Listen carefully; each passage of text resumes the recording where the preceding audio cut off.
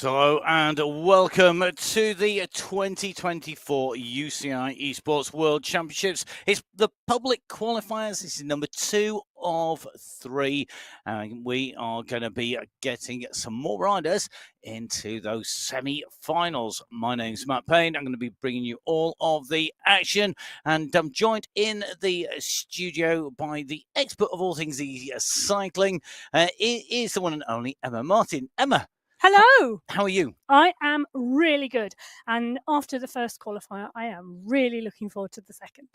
I know it's really exciting. If you haven't watched the first one, do have a watch back a little later on. We've got some women's and our men's qualifiers today and tomorrow. Really looking forward to seeing how everybody gets on in the races. But let's take you through stage 1 first of all. Emma, do you want to run us through the course? Yes. So the first stage today is the sprint. It's a 1.7 kilometre course with a 300 metre sprint segment, and that is the part that the riders have 15 minutes to set their fastest time through. Now, it doesn't matter whether they do this on lap 1 and then stop by the side of the road and don't have another go. This is completely up to them how they choose to do this. They can sprint every lap, but this is about tactics. This is about thinking. This is about thinking about how you pick up points, because today is all about points across the 2 stages. And stage 1, well, the top 20 riders will pick up points through the sprints, those with the fastest times. The fastest sprint time today picking up 40 points, the second fastest 38, then 36, 34, 32, right the way down to 2 points. Now the draft is on, and that is going to be instrumental in the choices that our riders make today. The points that they get from stage 1 will carry through to the end of stage 2, and it is the cumulative points across stage 1 and stage 2 that will give us our top 10 riders overall, because it's the first 10 riders in each qualifier that will automatically qualify for the semi-finals. And that qualification route, that pathway, all available on the MyWhoosh website. It's mywhoosh.com, where you can get details on how to jump on board, to join in, to get out and ride. So here we go. Time to see how these riders get on. The start is critical. The bunch, the group is absolutely key to make sure that the riders go through at the fastest time. We are in with our riders at the moment. The start, the bunch, the draft, critical. Here we go. The countdown is on. Our riders are away. Are we going to see a charge down to the line? Well, we are indeed, and we can see a rider going right off the front here on the start, and that's Dean Cunningham. So Cunningham pushing on Thompson, Musum, Power, Lee, Searle, Horsley, Kansara. Great to see such a wide range of nationalities and riders on the start sheets today here on Qualifier 2 for the public qualifying pathway for the World Championships this year. Now, Matt, Ivan Yuki's on the front of this pack. In fact, he's just been rolled by Brad Thompson, the Canadian rider. I wouldn't want to be on the front of this pack at the moment, would you? No, distance is running down. Now, the key section here is the run in to the sprint. The sprint indicated by the green archways on the course on the left-hand side. There's a 7-meter descent, 7 meters of vertical height descent. We're about to hit to pick up pace, and you need the draft as well. So at the moment in with Ivan Yuki on the left-hand side of the Abu Dhabi Cycling Club there, and he's just dropping a little bit further back, looking for a little bit more draft on the way through, and that's going to be absolutely key. Key position in this is a bit like if you're on the track to get the maximum draft, the maximum chance of attacking, you need to come from the back. You can see the pace is picking up 55 kilometers an hour at the moment. What we're looking for, we're looking to see if somebody's going to come from the back. It's going to wind up here, but if you sprint from the front, you're in the wind all the way. It's going to take a big performance to come through. We're looking for those big numbers. Ben Lee, 12.8 watts per kilo. Sure at 12.5, 20 watts per kilo from Kjell Power at the moment, charging through. That is going to be a fast time, surely. He's gone from the back of the group. He faded a little bit on the way in through there, but surely is anybody going to top 20 watts? That is phenomenal power on the way through. We're going to take a little bit of a look on the leaderboard at the moment. Well, just checking that out, and we're going to see who is going to be in there now. The riders just coming in and through. Carl Suspina, a man who put in a great time in the first of the qualifiers. Looks like he's got himself at top spot here. Well, I'll tell you something, Matt. He did this. He did indeed join for qualifier number 1 and did exactly this strategy. Came out hard, took the sprint segment, and then wasn't able to back it up in stage 2. Now, Carlos Ospina setting the fastest time. That rider has some phenomenal power because he is so clearly in his element sprinting. Now, Luke Allport putting in a fantastic time to come in second place. Phil Graves in third, Dean Cunningham in fourth, Nico Kansara in fifth, John Wakefield, I did see him coming through the pack actually in sixth, Kevin Horsley in seventh. The GB riders are packing it at the moment. Eric Rinborg in 8th, Ronald Erasmus in 9th, Daniel Cadiz in 10th, Cal Power 11th. So interesting to see what happened there. I think that is about positioning in the pack. And when you put the power down and at the right moment through that sprint, because that's going to be really critical. Well, for me, you need the momentum coming in. You've got to have picked up your pace on the run into that sprint. You cannot wait until you get underneath the green banner before launching your sprint because you don't have the momentum. You've got to use that downhill section. This downhill section is exactly what I'm talking about. You've got to come from the back of the pack, pick up pace on the downhill, and then launch the sprint full out. Well, we can see the riders here in front of us. They're about to drop down. We're in with Kel Power at the moment, just rolling in and rolling through. This is a very, very steady pace. I'm not expecting a huge number of riders to sprint here. The likes of Graves, Allport and Ospina really just now need to watch. In fact, there is Kel Power on our screens. We're in with him. Recovery is underway after that massive kick last time. Ivan Nuki looks like he's winding up to go again. He's at 7 watts per kilo already. They're not yet on the green banner. He's coming up and coming through. Kel Power now coming into the sprint.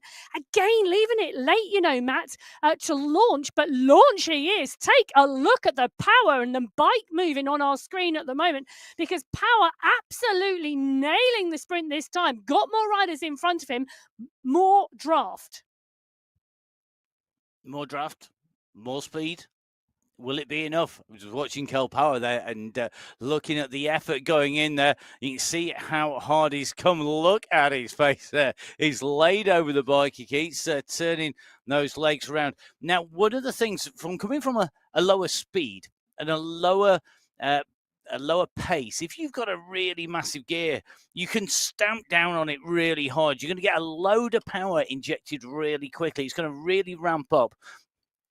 Is it enough? I don't think it's going to be enough to push him up into the top spot. And at the moment, we're starting to see the damage being done to the rider's legs by these repeated sprints. There's quite a few people just easing off at the moment and maybe just going to take a little bit of a gap. If you go for a sprint at the start of this stage, which is 15 minutes long, the window for qualifying, and then have a break in the middle, you could potentially go and kick again on the second part of the stage towards the end. But you need bodies to do that. You need draft. And at the moment, I actually think because of the size of the group, although the group is not moving particularly quickly, if you were on the back of the pack and you can see the long train, bottom left-hand side of that screen, if you're at the back of that train, you could then aim to go from the back to the front. And whilst you maybe got you haven't got the whole pack moving at pace, at a really high pace, because it's all moving slowly, but it's long enough, it could almost cover the entire length of the sprint. So you're getting draft from one end of the sprint all the way to the other, which is so difficult to do when it's a Gruppo Compacto, a very small compact group. It is, but also, you know, for me, this really sort of does highlight those riders who race on power and those riders who race on tactics. Yep. Those riders who race on tactics and maybe have DS'd other riders and other racers and understand the technique and tactics aligned to points racing, etc., will really benefit here the riders who see a green banner and then kick on power, because that's not necessarily the way to put the fastest time through a segment. Well, Adriano Zanaska is on our screens at the moment. Great to have him in the mix at the moment. So Zanaska, I'm just taking a little bit of a look down the screen in front of me. I've got the live results screen in front of me. You can check out the live results screen if you want at mywhoosh.com. Hit the results page, the live results for this race that is ongoing at the moment, currently on the screen. Zanaska currently, his sprint lying in 22nd place, just outside of the points. So just outside at the moment, he could well get in here. He's a very experienced rider because he's just cruising his way in through. There are plenty of people putting out big watts at the moment. Just seen Juan Gallo going down hard down the straight. Ian McCarroll's doing the same here, looking to improve their time. And this is where the riders need to be looking at how big is the gap in front. Ian McCarroll, an 18.531.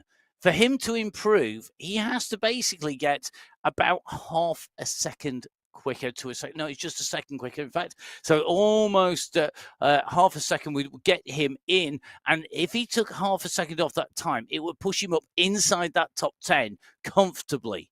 But half a second in 18 and a half is a lot of time to make back. If it was a 1/10 of a second just to move up one place, that's a lot easier, but he's only gaining 2 more points for doing that.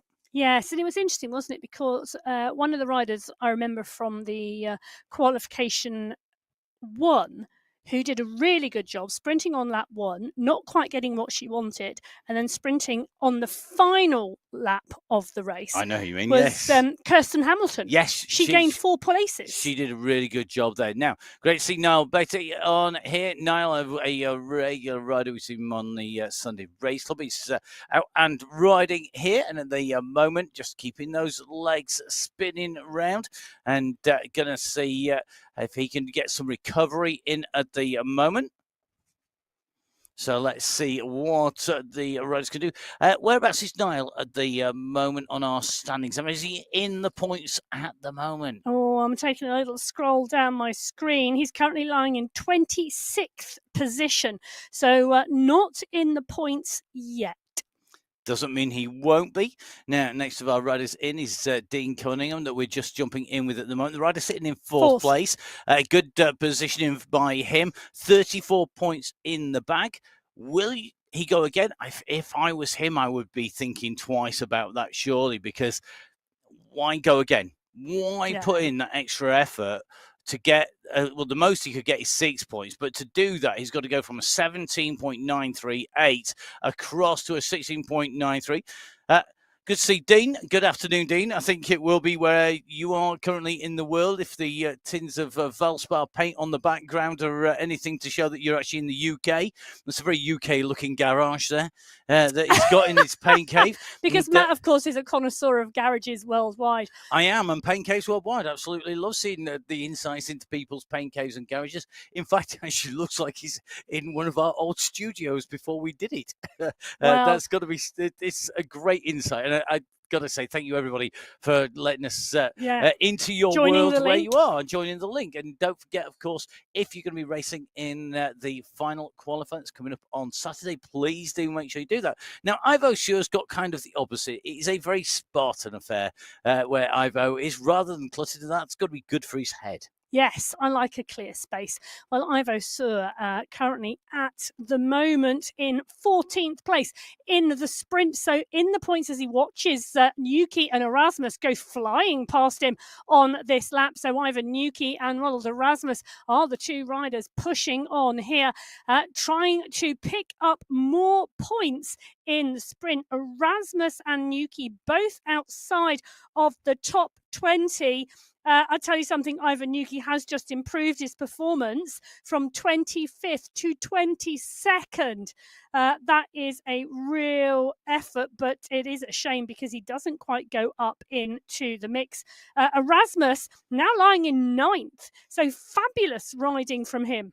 So great ride by Ronald Erasmus to move up into the top 10, to hold that top 10 position. That's a good move by him. He shoveled a few It's a people great down. jersey as well. It is a great jersey as well. It's fantastic to see. And we will see if Ronald Erasmus can climb as well as he can sprint. He will want to stay inside the top 10 positions. Those are the critical places. So he's in there at the moment. He has got stage 2 to go through, and we've got 3 minutes left of time. So there is still time for somebody coming in now to set a fast time, but they're going to have to come in very quick. This lap time, it's so variable, because if somebody's on a fast lap, building up through the group, kicking on through the straight, they're going to put in a really, really quick lap time.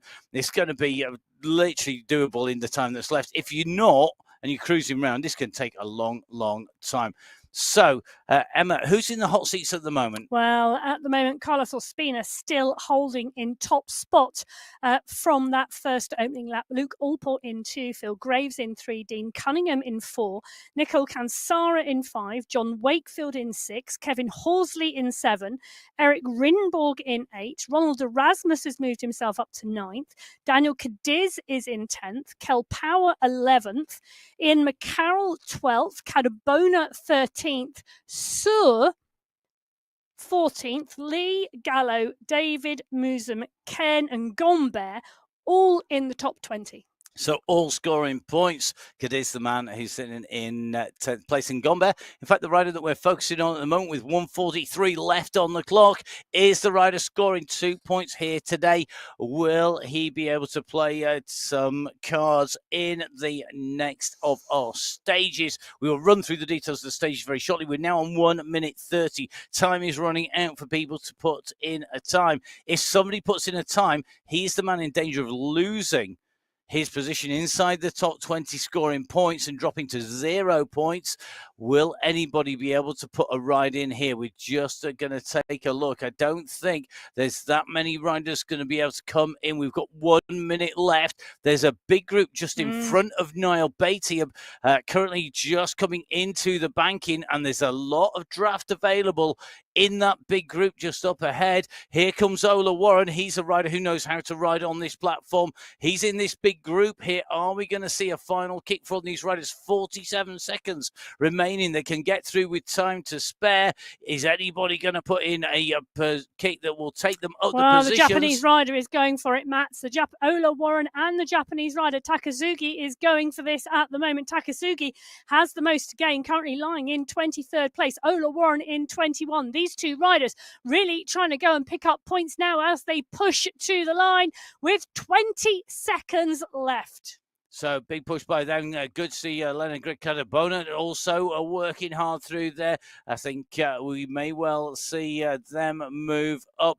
We will bring you the updated results when we run out of time. We won't do that right now because the clock is ticking. We're on 3, 2, 1. Away we go. That is it. Time is up. If you haven't made it and scored your points now, it's too late. You have to now wait until we move on to stage number 2.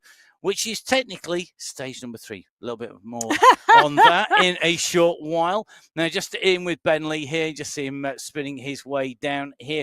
So here in the 2024 UCI Esports World Championship, the public qualifiers number 2, we've just seen the first of our 2 stages. Let's run you through the results. Wow. So Carlos Ospina held that first lap sprint to take 40 points overall. Luke Allport in 2, Phil Graves in 3, Cunningham in 4, Cansara in 5, Wakefield in 6, Horsley, Rimborg and Erasmus take 7th, 8th and 9th, Daniel Cadiz in 10th place. So those are the riders at the moment. If we were to finish now, who would be qualifying to go into the semi-finals. But we're not. So who has scored points, Emma, behind? Take us through them. Well, Kel Power takes 11th place, picking up 20 points. Ian McCarroll, with that really great kick latter in the race, picks up 12th. Cadabona 13th. Sur 14th. Lee 15th. Gallo 16th. David 17th. Musum 18th. Cain 19th. Now, Khan Kane's brother, Bert Kane, has already qualified for the semi-finals. And Frederick Gombert holding on to 20th. The Japanese rider who we follow, Takasugi, who put in that push last effort within 20 seconds to go, did indeed better his time, but moved from 25th to 21st. So just outside of the points.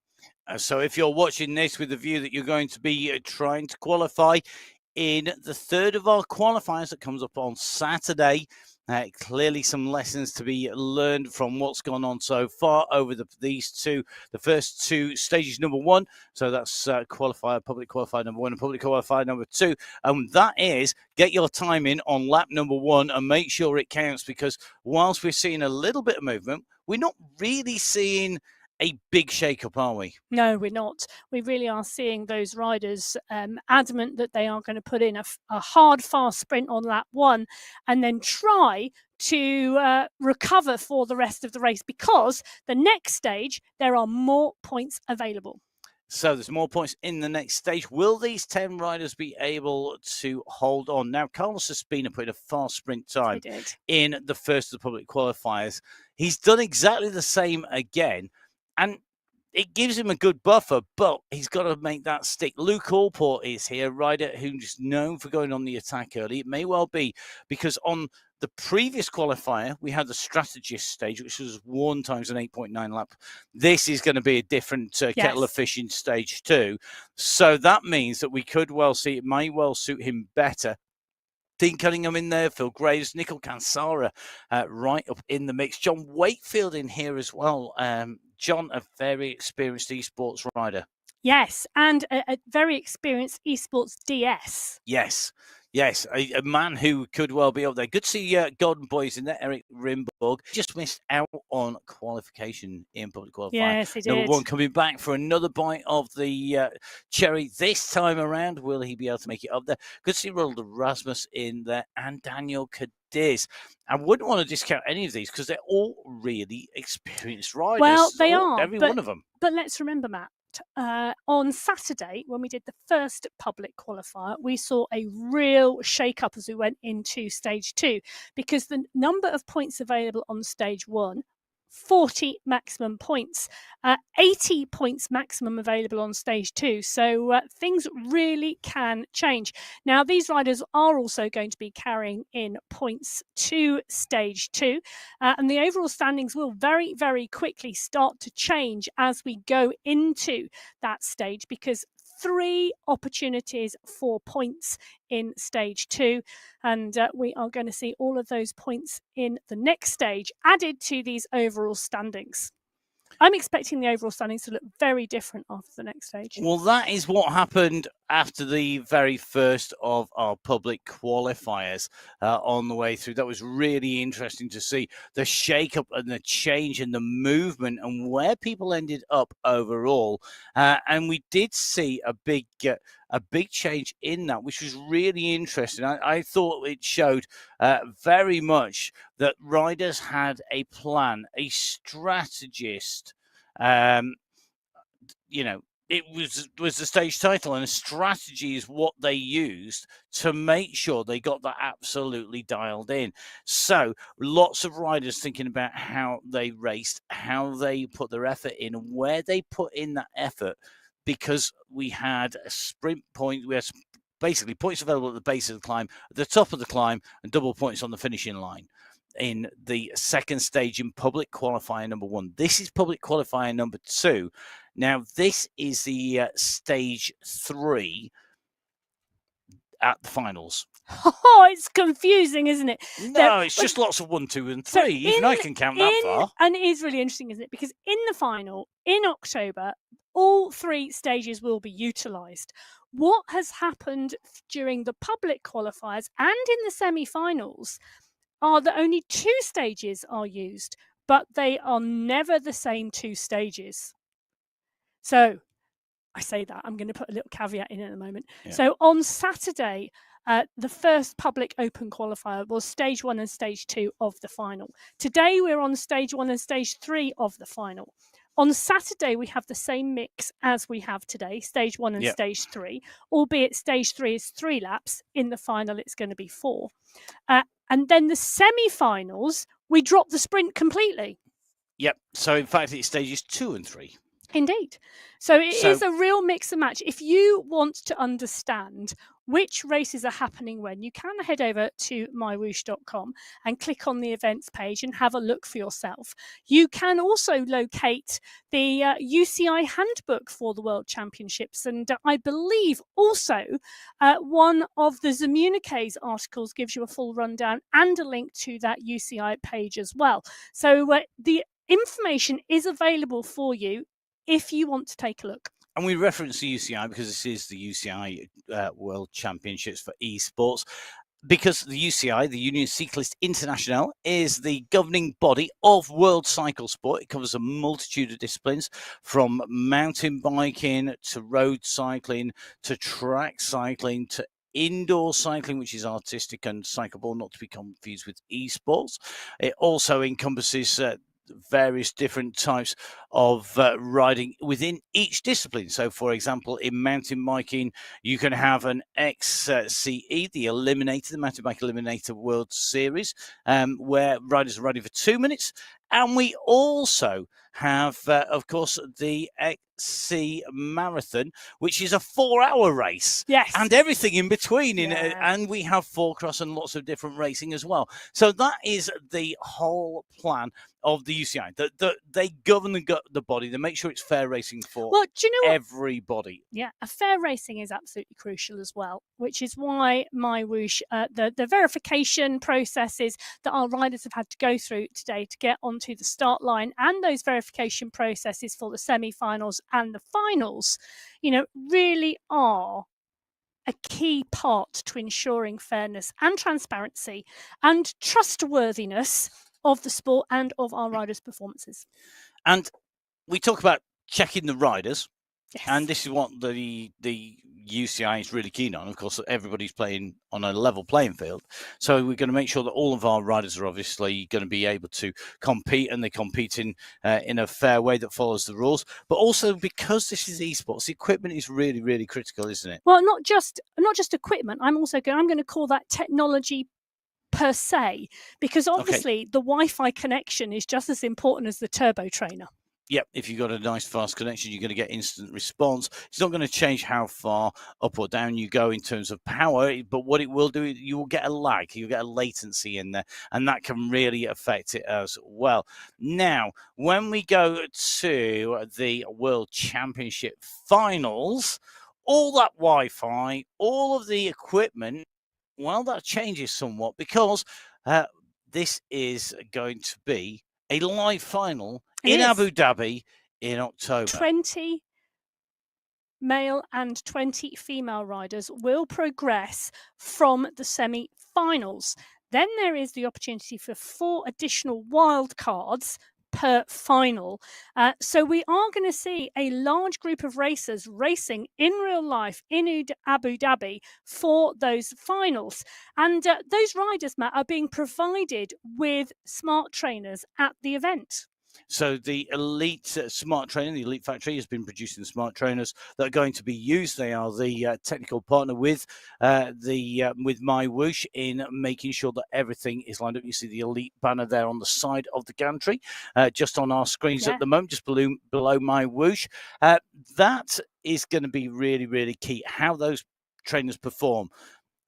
In 1 minute 30, Emma, sum up what's been happening, because we've just seen some really interesting news regarding those turbo trainers. Yes, there has been some news out of MyWhoosh HQ very, very recently, and you can head over to the MyWhoosh YouTube channel to pick up the video, or you can pick up the information in other ways. So there has been a research project from Purdue University's engineering research team with the UCI working on smart trainer homologation. Okay, so in terms of certifying the performances of smart trainers, so in terms of the power, in terms of gradient, in terms of its stress under heat, and whether it is consistently performing the same as the one next to it and within the margins of error that it should. So To cut a very long story short, the Professor Jan Anders Manson has been running the project with two researchers, Patrick Kavanagh and Till Dowd. You can head over and listen to episode 45 of the Virtual Velo podcast at the Zoommunique should you wish to hear an hour-long conversation with those researchers about what that research is all about. Or you can head to the MyWhoosh YouTube channel, because the research team, the UCI and MyWhoosh, have been out to the elite factory in Italy over the last month, ensuring that all 40 of the turbo trainers being used at the World Championships have a UCI certification sticker on them. So the riders will be riding the same kit. They will be riding on tested equipment. The riders will need to make sure they get used to those. But in stage 3, which is our stage 2, this is stage 3 of the World Championship Finals. We are using it for stage 2 here in qualification number 2. And this is a multi-lap race. Yes, so 3 laps today of a 4-kilometre course. It is rolling this gradient because it's 68 metres per lap, and the riders will drop down, they will roll up, and then they will drop down before a final climb to the line. Now, in terms of that line at 4K, that is where the points are to be gained. So on lap 1, the top 20 riders will score points, 20 points down to 1. On lap 2, the top 20 riders over the line will score points, 20 points down to 1. Then on the final lap, lap 3, those top 20 riders across the line will score points again, but this time double points, so 40 points down to 2. So we will have a winner of this stage, adding together lap 1, lap 2, lap 3. Then we will have an overall standings where we add the scores from stage 1, to stage 2, and that will give us our overall standing. So the question is, are we going to see riders come to the fore on this stage that we didn't see on stage 1? And remember, all of these are not times through segments, they are over the line. So you've got to be at the front of the race to score those points. The course profile in terms of ascent and descent, we start at the top of a hill, we drop down, we go over a bump in the middle, and then we climb up to the line. Now, when I say a bump in the middle, it's a long drag in, and there's a kicker at the end, and then you drop back down on the other side, and you pick up pace coming into the last climb, which is definitely not a bump. It is a proper full-on climb. Gradient is 12% round on the course, and anybody who has ridden outdoors or on MyWhoosh will be able to tell you that 12% is pretty painful. Let's put it this way. When I went out for a ride this morning before we jumped on research for today, I was very glad there was nothing even close to 12%. Otherwise, I wouldn't have been here and made it back in time for the show, because I'll still be out there trying to ride up it. Let's see which of our riders, though, have got their climbing legs on. Which of these riders are able to use this course to their advantage? We are in the countdown. This is the second of our stages, stage 3, in the final second today on Qualifier 2, and we are go. Carlos Espina, the man leading after stage 1, a familiar position for him at the end of the first stage. Can this time around he use his sprint power on this stage? Now, this is the descent down that we run off from the top of the climb. These are 4-kilometre laps. It's going to be fast and furious. We quickly turn this right turn, and we're now on to the drag that takes us back up again. It's only 1 or 2% on the way up. It then dips fractionally before we go into the midway bump, and the positioning in this group is going to be critical at the moment. The front third is where I would want to be. But you wouldn't want time with you. You wouldn't want to be on the front, though. You want to be taking as much draft as possible at the moment, because once you go through that first section, there may well be very little drafts to actually take for the rest of this race. So you want to reserve and save as much energy as possible as you can. But you're quite right, Matt. You do want to be to the fore of the pack. You do not want a group of riders to go off the front and for then you to have a problem. So Kansara, Ospina, Cadiz, Takasugi, Power, Wakefield, all watching the front of this race. They're not on the front, they're watching the front. Now, Batty, we can see on our screen at the moment, up and out of the saddle. He's part and parcel of this pack, currently in about 16th position, so he's just halfway down the pack. Dean Cunningham is there, Frederick Gombert, Nicole Kansara, Ian McCarroll, Eric Rinborg is in the mix as well, as Batty just moves his way slowly through the field. Really smart riding at the moment, and you can see the concentration on his face. You can indeed. You can see that concentration. He's taking a look down. He's making sure that he's getting ready to hit this, because we now go on to the climb proper. You have that little pause, and here we go. This is the kicker that will take us up to the high point in the middle of each lap. And this is steep, 7.8%. You can see the chevrons on the right-hand side of your screen going into the red here, as all these riders do not want to get distance. They want to be in position. They need to be in the bunch. Left-hand side of your screen, the radar view. Each yellow disc is a rider. Instead of it looking like one disc, this is now a long train. And you can see Nuki at the moment really pushing on here. He's holding 10th position. He's right in the mix, but two riders starting to break away over the top there. They've put the power down. They've opened the gap. The rest are going to have to close this, and riders are being distanced off the back of the group because they cannot stay on the pace. Well, good work from Nuki there. He's with Kansara and Ospina and Khan Kayan. Ivo Surdine, Cunningham, Luke Allport are all in the mix. Fabulous riding. Eric Rimborg.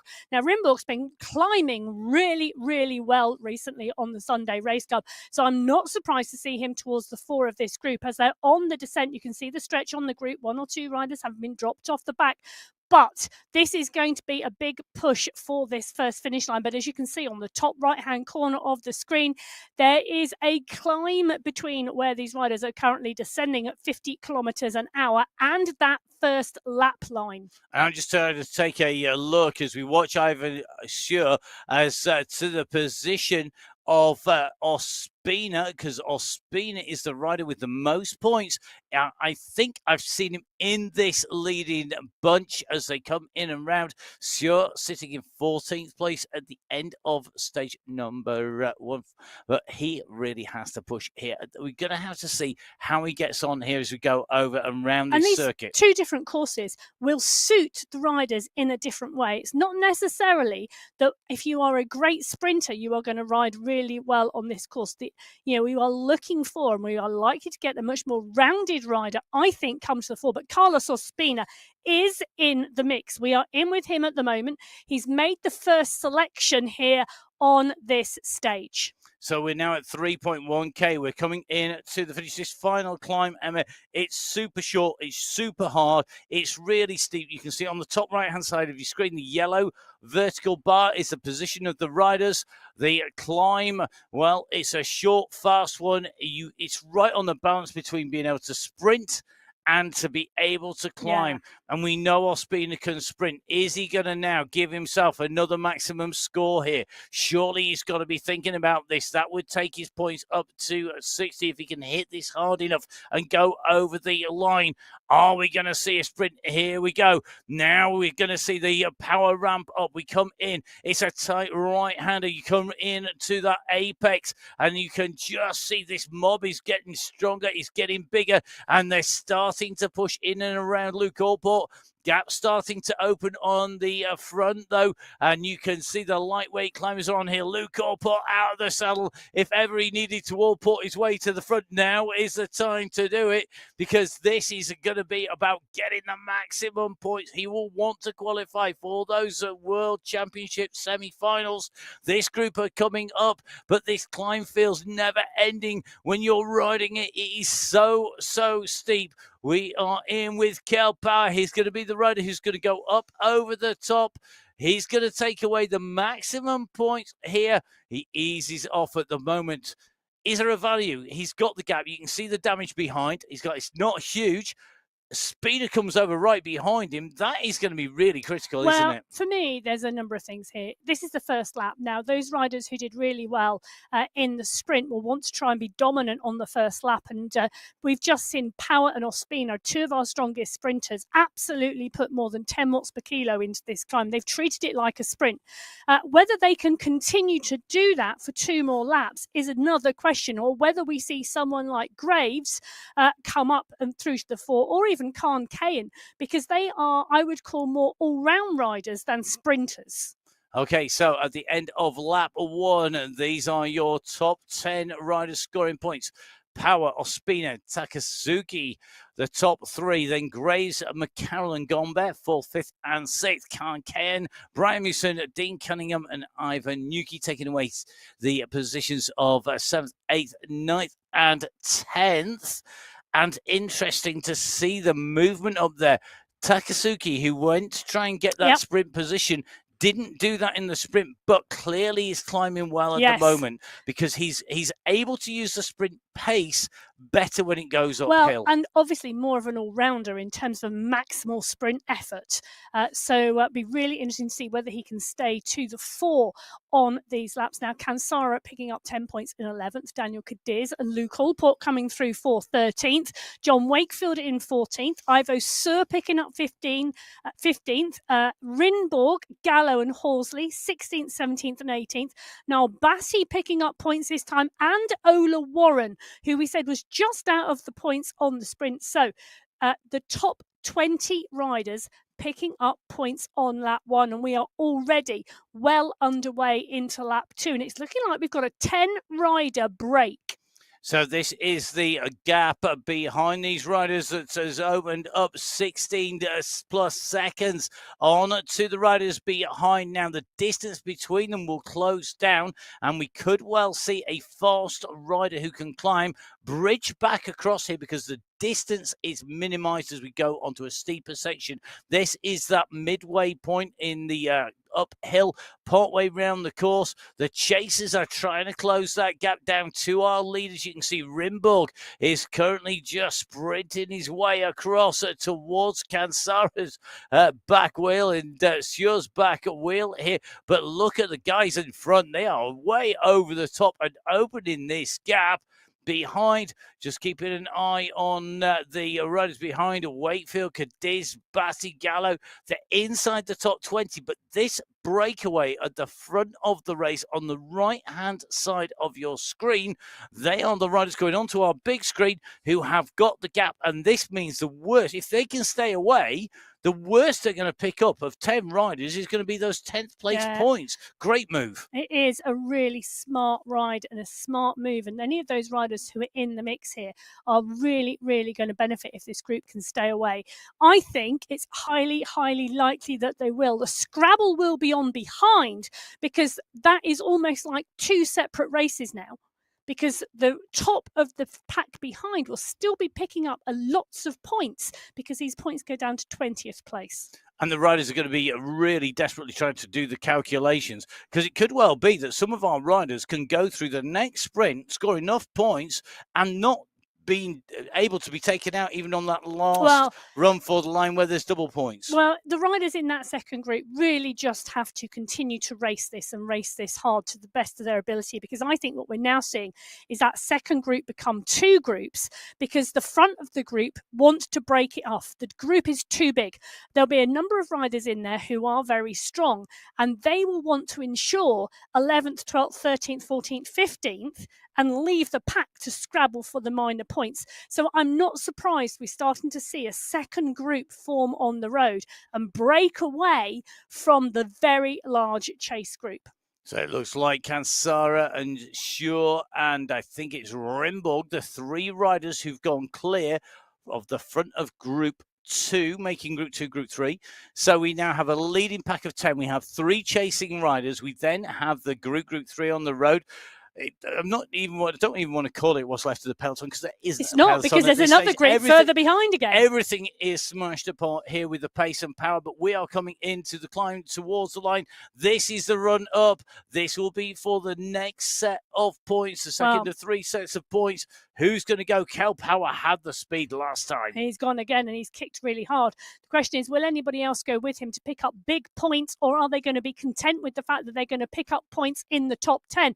They all seem to be digging, so Power really kicking in well and a lot more comfortable here on these climbs. Matt, the rider here, pushing on. Musum, Gombe, Khan, Graves, Nuki in the mix here, as well as McCarroll. So Power really motoring up this climb. I tell you something, this climb really suits him. It does. It's suiting riders who've got sprint fast twitch but are lighter and are able to kick up there with a good power to weight ratio as well. So you've got to get that mix right. I tell you something though, he's not going to have it all his own way, because Ospina has gone over the top. He's going to maximize his points here. So Ospina has scored maximum points on stage 1. He scored maximum points on the second point scoring opportunity in the second of our stages, and he scored the second best points before. He has surely got to be safe now. But anything can happen. Well, I think after last qualifiers on Saturday, he probably sat down and really had a long, hard think about how do I ensure I qualify. The Colombian rider, obviously a phenomenal sprinter. And I think this lapped course suiting him much better than the stage that was used on Saturday. I would agree. I think it's a really smart move by him to make sure he goes out and rides this. Now, Nicol Cansara is a regular rider on the Sunday Race Club, the premium event. Every Sunday on MyWhoosh, you can jump on board and join us at a whole variety of stages. And many of these names that we see here taking the points at the end of lap number 2 of 3 regular riders on there. So Carlos Ospina taking top spot from Power and Gombe, with Musin and Grace rounding out the top 5. Kayan in 6th, Suzuki in 7th, then Nuki, McCarroll and Cunningham in 8th, 9th and 10th. And at the moment, they are all clear of the chaser behind, which is Nicol Cansara. He's the rider who got the most time on the climb, I think, in terms of closing them down. These top 10 have got to be in the hot seat, really, for going through. Well, she says, if you get this wrong, you could lose a lot of points on the last one, because it's double points. It's double points on the line, and that lap 2 score, 11th place Cansara, then Rimburg, Batty, Gallo, Sir Allport, Cadiz, Warren, Wakefield and Horsley rounding out the top 20 on lap 2. But really interesting to see what it is going to do to the overall at the moment. Every point counts, and no rider, regardless of where they feel they are in the peloton in this stage, should give up, because the points added from race 1 to the points gained on this race, all crucial. And I think some riders are going to be in a better position at the moment overall than they think they are. So currently, these are the overall standings going into the final lap. Carlos Ospina, 79 points in 1. Graves in 2, 69. Power, 59 in 3. Cunningham, 57. Cansara, Allport, McCarroll, Rinborg, Wakefield and Musum are currently all in top 10 qualifying places. And of the riders in this leading group, riders like Ivan Nuki, riders like Tomoki Takasugi, they're in this leading group. They're scoring points every lap at the moment, big points every lap, but they have got to keep on pushing, because they need as many points as they can on the last sprint points to keep themselves moving up and into the top 10. It is not all over by any stretch of the imagination. Nicol Cansara is chasing behind, minimizing his points loss. He's sitting in 5th place. He is going to have to ride himself inside out to not lose points on the way round. I'll tell you something, Ivan Nuki, who's currently leading the peloton at the moment as we look on our screen, is currently in 17th position overall. He's 7 places outside of qualifying. So this is completely and utterly open as we head to the last 1.5 kilometers of this race. We run down towards the climb and then we go up to the finish line. Peloton 1 in front of us, but there are chasers and they are coming hard from behind. if they come and they catch, if they make that junction on this run down in to the final climb, they'll put themselves right back in contention. The nearest rider behind these was Nicol Cansara. He is the rider that is currently in no man's land between Group 1 and Group 2, but he's right up in position in terms of the overall. Now, Rasmus and Nuki tied on 24 points. They've got to get themselves back up. We've just taken a look back. Looks like Ian McCarroll, in fact, has been distanced off that main group, and that is a dangerous position for McCarroll to be in. And Cunningham. 7th overall. Cunningham has been distanced. Cansara is coming behind. So it looks like we now have 3 riders in the gap between the leaders and that big chasing group. The big chase group is about 47 seconds down on the race lead at the moment. That is a big time gap to pull back, but that doesn't mean it can't be done. Let's see where we're going to end up when we hit this climb. Remember, this is the run for the line. And a quick reminder, Emma, maximum points here are double, so 40. It is a double. So it's the top 10 riders across the line who score points. The time gap between the 2 groups or 3 groups does not matter at all. It is your position over the line that gives you points, and you're going to get 40 points for first, 38 points for second, 36 points for third, and so on down to 2. Well, I can see one rider making the juncture onto the back of this group as Kel Power goes again. Brian Musum is there, so is Carl Ken and Carlos Ospina. This is the last run for the line. This is the finish line, the final 300 metres of this public qualifier number 2. As Ospina hits the front, it's Gombe, Graves, Musum, Khan, Power and Tagusugi. They are all in the mix. So here we go. This is the run to the line. Where are those points going to land? Who's going to take away maximum? Now we're starting to see a change. Gombe has to push himself back up. He's sitting in 11th position overall. Coming into this final sprint, he's going to take away the last victory of the race. And that is in terms of those points at the top of the climb. Clear of Ospina, Graves and Co behind. Everybody now wanting to make sure they have scored the maximum points that they can. McCarroll knows he's clear of Cunningham by 10 seconds. He's going to get himself up over the top. He's in 9th place. He's still scoring points. Will it be enough to move himself back inside the top 10? He's got to get himself another 6 points here. Dean Cunningham, a man in 9th place at the moment. He wants to push himself back up. He needs these points as well. He's in 10th on this sprint over the top of the climb. He's going to add points to hold on to his position. Cansara fighting all the way in with Rimbo, Batty, Gallo, Stewart and Warren behind. Wakefield sits in about 17th position as every single rider is sprinting the way in here, giving it everything on the climb. This last run to the UCI banner here on the 2024 UCI Esports World Championships Public Qualifier number 2 here on MyWhoosh. And at the moment, you can see now all our riders now finishing off their race, coming into the finishing line after 3 laps of the all-out race, a points race with the points on the top of the climb time and time again. What a stage, what a run for the line. We've still got riders out on course, Emma, but that was pretty frantic stuff coming into the finish. Everybody wanting those points. Everybody wanted to get themselves into position. The stage result is going to be first. So stage 2 standings. This is just in stage 2. Carlos Ospina taking away maximum points. 4 points from Frederick Gombe, who is in second, and Phil Grayson in third with 69 points. Yeah, indeed. So Kel Power in fourth, Con Ken in fifth, Brian Musum in sixth, Tomaki Takasugi in seventh, Ivan Nuki in eighth, Ian McCarroll in ninth, and Dean Cunningham 10th on the stage. Okay. Stage was frantically fought with Cansara, Rimbo, Gallo, Batty, Cadiz, Allport, Stewart, Wakefield, Warren and Horsley rounding out the top 20 on stage number 2, which will be stage number 3 in the finals. We're just going to do that just to keep everybody confused even more than they may be already. Even I can manage that, and my counting skills to 3 are notoriously bad. So the points from stages 1 and 2 are totaled. Number of qualifiers moving to our semi-finals is 10. 10 riders are going to be very happy riders.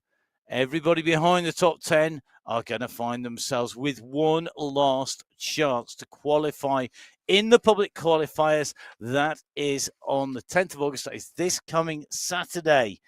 We have the sprint and the all-out, the same 2 stages we've just had.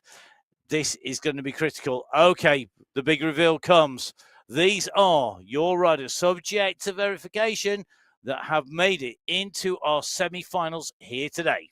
So Carlos Ospina, after not making it through on Saturday, tops the overall standings today in first place. Philip Graves from the UK in 2. Kel Power with that phenomenal racing on stage 2 today, coming through in 3rd place. Dean Cunningham, Frederick Gombe and Nicole Kansara, 4th, 5th and 6th.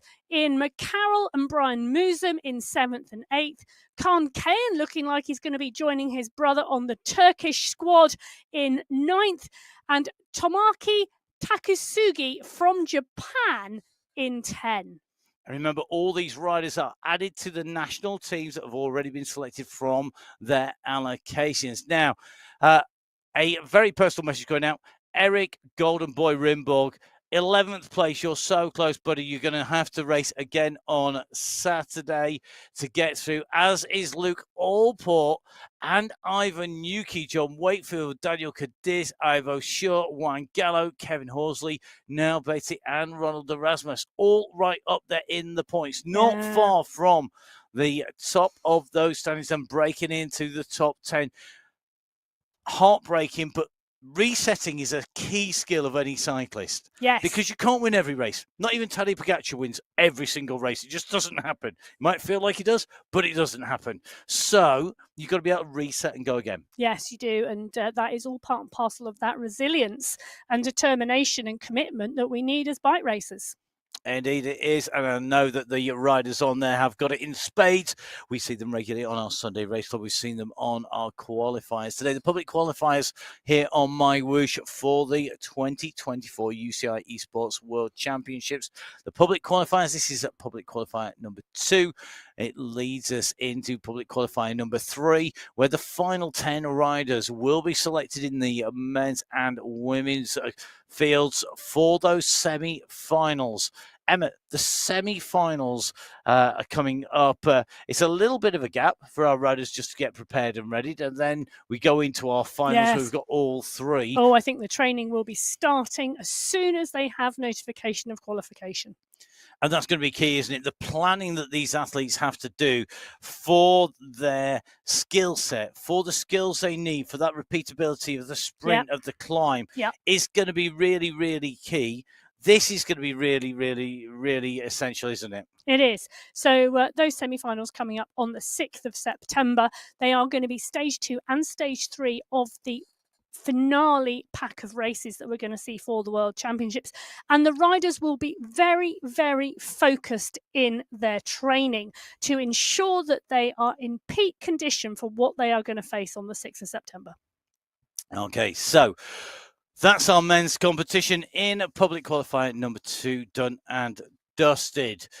Coming up very shortly is going to be the women's qualifier number 2, where we're going to see who will be joining our first 10 riders who qualified last Saturday in our women's competition. I hope you'll join us for that very shortly.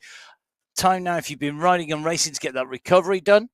If you are watching, well, I'd suggest it's time for a very quick break. Grab yourself some fluids, grab a drink, get yourself ready for some exciting racing as we bring you the women's race. We're going to take a short break. We will be back very shortly indeed. But from myself, Matt Payne, and from Emma Martin, all the team, we'll see you in a minute or two. Goodbye.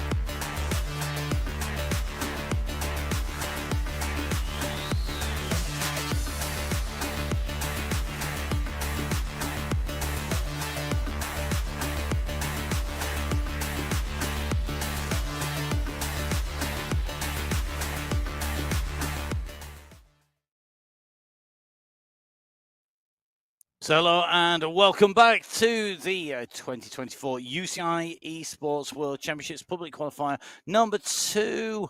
It's going to be our women's race. My name is Matt Payne. I'm here with Emma Martin. Emma, we've got the women's race coming up. The men's was an absolute cracker, and it certainly does show. It's not over till that final finishing line. I'll tell you something, it's not over till the final finish line, and that is lap 3 of stage 2, where we're going to launch ourselves into stage 1 first, and that is the sprint. It's a 2-stage race for the public qualifiers, and the first race is all about how fast you can sprint. So the fastest time through the sprint segment. It's a 1.7 kilometre course. Our riders have 15 minutes. There's a 300 metre sprint segment. Let me get my words in the right order. You could tell we didn't have much time between the men's and the women's race. Wow. 300 metre sprint segment, and the riders have 15 minutes to set their fastest time through that segment. The top 20 riders who set those fast times will indeed gain points. 40 points for the fastest sprint, 38 for second, 36 for third, all the way down to 2 points for the 20th fastest sprint. Now, the draft is on. The riders are ready. You can see them sat in that start pen. My prediction, they're going to go out and set fast times on lap 1, and then we may see some movement in subsequent laps. Let's see if that's going to be the case. Sitting in the draft, using the draft of this group of riders is going to be key. 15 riders down on our start line, and holding behind all 15 for me would be key. If this was me, I'd be sat at the back. I wouldn't be coming to the front for anything until we get into that run, and until we cross the green banner, the archway that signifies the start, because the draft is going to be decisive. Already the pace being pulled up here. We're seeing a bit of a squeeze on here to try and wind the pace up, but it's going to be key here to get your timing right. The back of the group, where we are seeing the riders at the back here, is going to be critical, but this is a fractured bunch at the moment, and that is dangerous. I need to pick my jaw up off the floor. I need to pick my jaw up off the floor at the moment, because I'm amazed about how fast these riders have gone off this start line. It's not a race. They've got 15 minutes to set the fastest time through the sprint.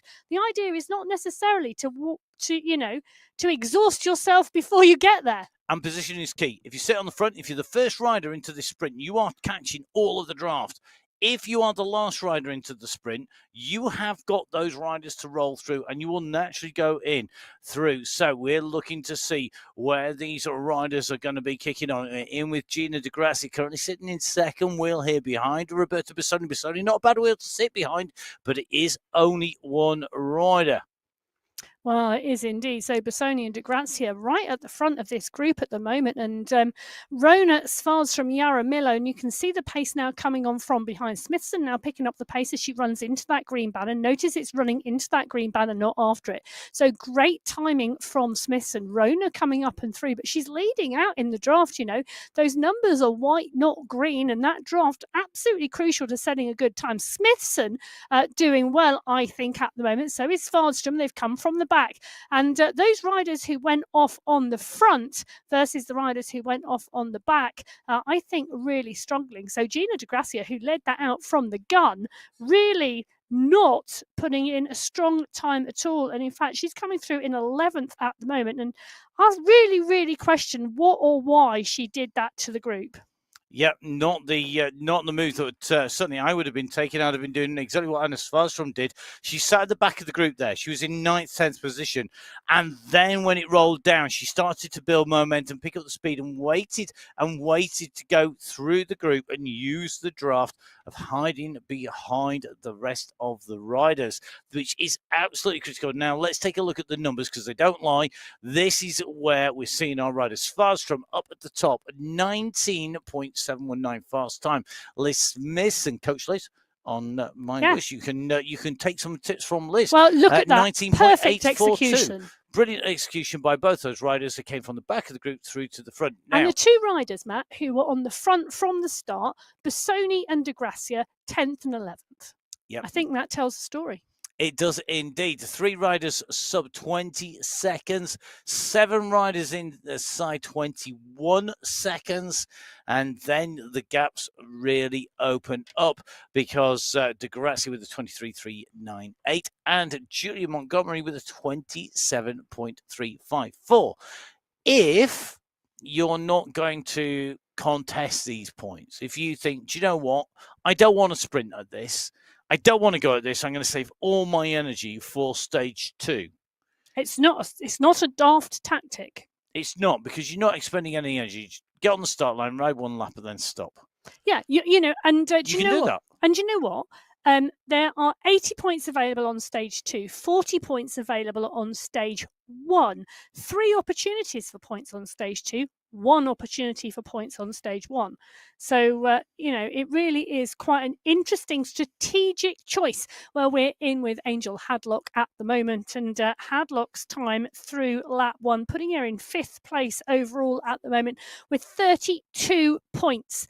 Now she's coming into the sprint this time, and it looks like she's not going to contest it. She's going to ride her way through and continue that recovery. But Rona and Gonzalez Rua are going for the sprint. Now the rows up on the front here, Di Grazia, Gonzalez, Rona and Svarsum, in fact, going through here, trying to push themselves in through and to maximise their points here. Julia Montgomery, a rider who's currently in 12th place, she needs to beat 27.354. So 27.354 the time to beat. I don't think it's going to be a faster time this time through. That was an acceleration through, but it's not going to be of advantage. It is. She's gone up she got to it? Oh, she has good place. riding there, Julia. The screen's just updating.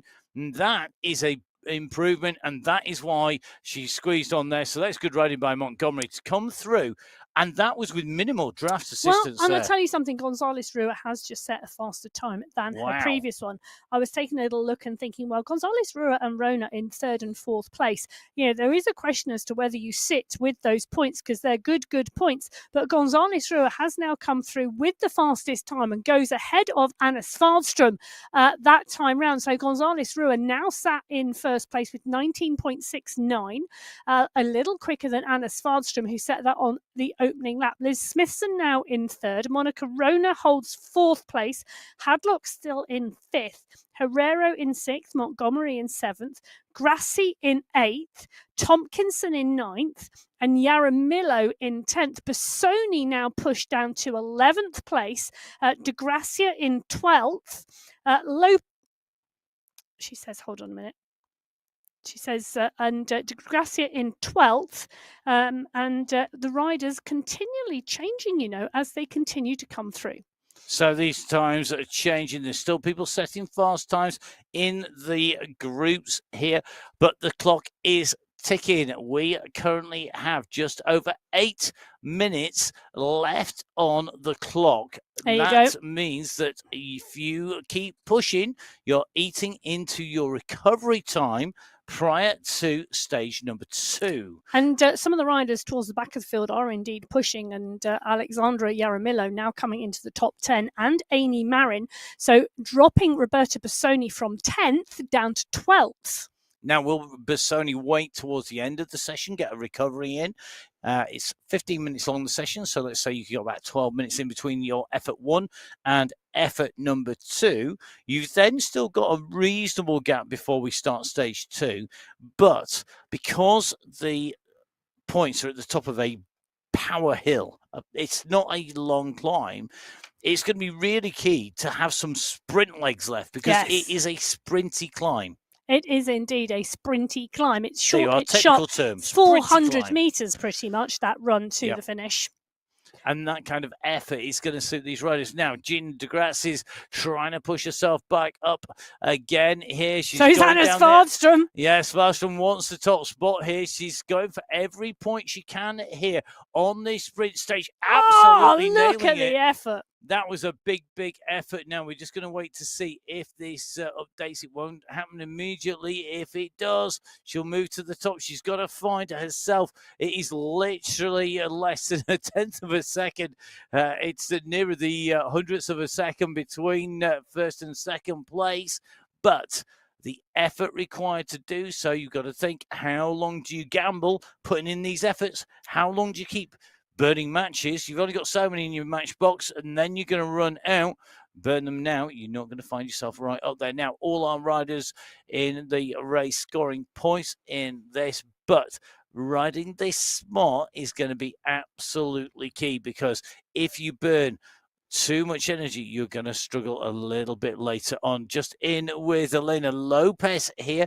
So good to see Lopez riding in company as they continue to push here. Just going in through this section between the banners. But I think Lopez Driscoll just sprinting. Now, Birdie Driscoll is going to look to snatch a few points back here. She's got to improve on her previous time, but that was a kick off from the line. Has she done enough to improve the time, or did she go, do you know what? This is not going to happen today on this sprint at this time. Sometimes you do that. You go for the sprint. You engage the sprint. Your legs go for it, and you go, yeah, no, that's not happening. That's true. You know, we've all felt that. You know, it is something that happens when you race. Oh my goodness, yeah. When you get out of that saddle and your head is willing, and so is your heart, but your legs really don't want to work for you. And sometimes there can be no indication, can there, until you actually. You literally go for it, and then it's not there. It's not in the tank. It's a bit like kind of putting your foot on the gas and find that somebody's filled up the car with diesel and not gasoline. Well, Catherine Tompkinson is doing a strong job at the moment. She's currently lying in 9th place with 24 points. Just continuing to roll around here. 5 minutes left on the clock now. So 15-minute window, 5 minutes left, a third left, and we're just starting to see really a settling of those top positions. Now, in the first of our public qualifiers, Emma, we saw a move being made late on by Kristen Hamilton. That was the word I was looking for. Thank you. Kristen Hamilton, who put in a great performance towards the end. Yes. And really moved herself up through. Yeah, she did 3 or 4 places she moved herself up from. But she left it late, didn't she? She went early and then she went late. Yes, she did. And she took the full opportunity to recover between those 2 sprint efforts. So she made the absolute most of her time on course. Now, Julie Montgomery winding it up as she comes in, hitting the throttles just as she came in through the line. They're winding it up. You can see Montgomery really burying herself here as she continues to push here, heading it down into the banner here. This is going to be absolutely a key. Underneath she goes, 7th place is the time, and you can see the effort on her face here. Yeah, huge effort on her face that time round as we watched the effort it takes to produce sprints of this nature. So these riders absolutely digging deep and going for it. But you know what, Matt? I don't think she's improved on her time. I don't think so. It really does show you the benefit of the draft. And going early, really, really early. Now, Alejandra Jaramillo currently sitting just on the borders of the top 10 at the moment, if I remember correctly. I think has a little bit of work to do. She wants to squeeze a few more points out, but may well be that she's now going to take a breather, wait to see what she needs in the race that's coming up into stage 2. 3 minutes left on our clock. This is the run in. Are we going to see a wind up here? I don't think we are. I think we'd see Alejandro Jaramillo doing a little bit more of a push in towards this, and now just getting some recovery done, spinning those legs out, get that lactic acid flushed out of the system. Going to be really, really critical. Meanwhile, just in front, Elena Lopez putting down another kick down through here, looking to improve on 13th place, 16 points in the bag already, a 21.513. So tempting when the time in front is 0.2 of a second quicker to go for it. It is very, very tempting Real to go temptation. for it. It's like it a box of really, chocolates. really is like a box of chocolates. But it is really, really tempting to go for it. But it doesn't always pay off, and sometimes you just have a little bit more fatigue than you think. So for me now, as the 2 minutes remain on this clock, the last few riders coming through and round to that sprint. Now, they have that opportunity to go one more time, but there is a real question now. What energy do they save for stage 2? And how much push and how many points do they think they are actually able to pick up by going for one more sprint? Well, the rider I would expect potentially to be really thinking about that is Roberta Bassoni, currently lying in 12th place after her effort on lap 1. No effort since then from that rider that we have seen. Now, can she go and can she pick up more points, or is she going to save everything for stage 2? A top flight esports rider, an absolutely class performer when it goes uphill. This is not her strength, so any points she gets here are a bonus, because when it goes uphill, it's going to be critical. Now, 1 minute in, so Tompkinson, Montgomery, De Grazia, Svarstrom, potentially Hadlock and Gonzalez Rua could come in and set a time. It's just about doable, I think, for Hadlock. Gonzalez Rua, I think, will be content to sit on the top of the standings and not sprint again. Really strong sprinter putting in that fastest time. Tompkinson goes in and through, currently sitting in 9th place. De Grazia putting in a dig here to go in, putting in one last effort here as De Grazia goes underneath the banner. That's going to be her last time in through the banner, and time to now to spin those legs out as Montgomery and Svarstrom are coming behind. I'm watching those numbers, the watts per kilo numbers coming in. Yeah. I don't think we're going to see anything here. Hadlock definitely not winding up. I mean, it's taking 20 seconds to go through. We've got 13 on the clock. That would be a wasted effort, wouldn't it, to go for it and run out of time part way down? Completely and utterly. I think we have seen all we are going to see on this course today. So the clock ticking down. There it goes. Time's up on our riders to set a time on course. The times are set. The points are allocated. Remember, all the riders' points and positions today in the shows are live. That means that they are subject to verification before, during, and after the event. So make sure you go to MyWhoosh.com for the full results, as well as, of course, to download the app and to jump on board and come and join us, whether that is riding on the Sunday Race Club, which is, of course, our premium event, or riding in the final qualifiers. Which of these riders are going to qualify? Well, at the moment, if the race were to stop now, I love this phrase, if we were going to stop the race now, this is who would be going through. However, we don't stop the race yet. Anyway, so the results of stage 1, Gonzalez Rua picking up 40 points with the fastest sprint today. Svarstrom picking up 38, Smithson 36, Rona 34, Hadlock 32, Herrero 30, Montgomery 28, Grassi 26, Tompkinson 24, and Yaramillo 22. Those are the top 10 fastest times, fastest riders, well, over the sprint in 15 minutes.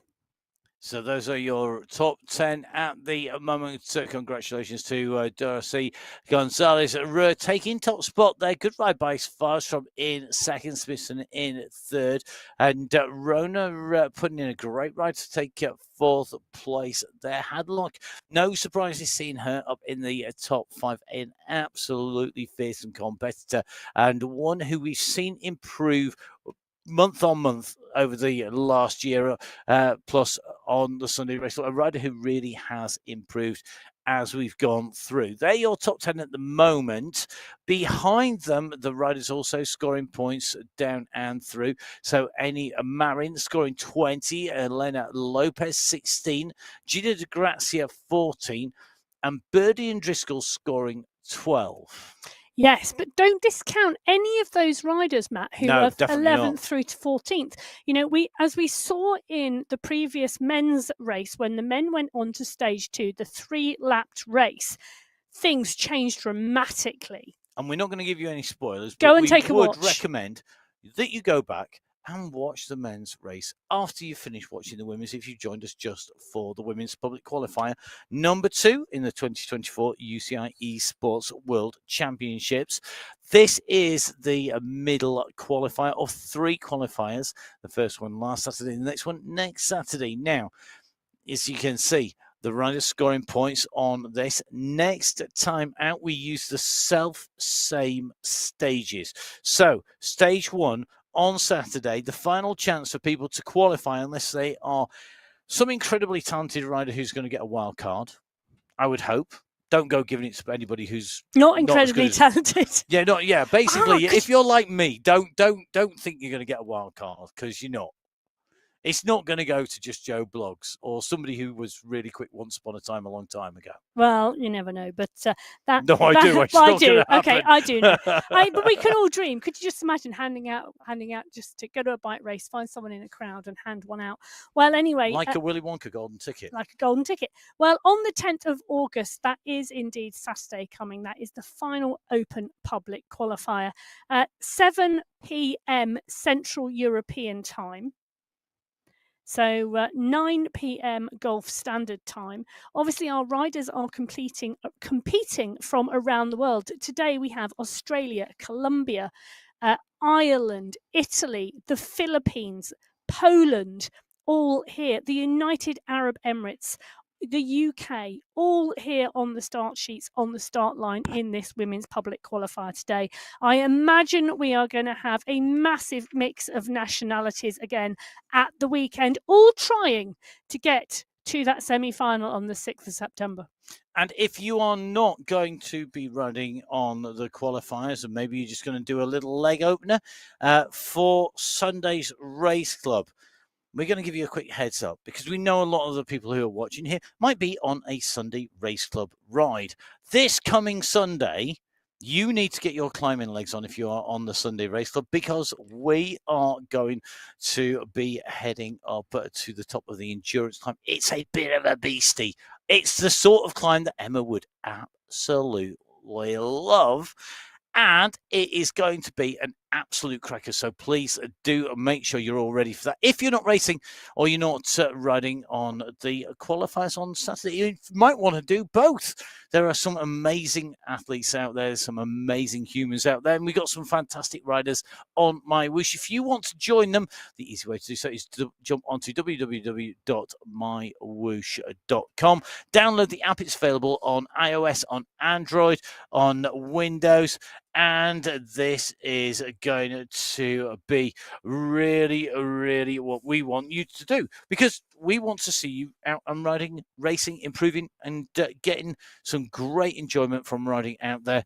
Don't forget, of course, lots of great help on the Facebook pages as well. And all of the action that you're seeing at the moment, of course, is all part of that pathway that takes us to the World Championships, which has got some great equipment. Now, we did go into details in the men's show, in between the men's show, about a bit of news that's just come out and there's a great video on YouTube, but you can have a listen to us in the break in between stage 1 and 2 of the men's race about turbo trainers, their accuracy, and where you can find out more information.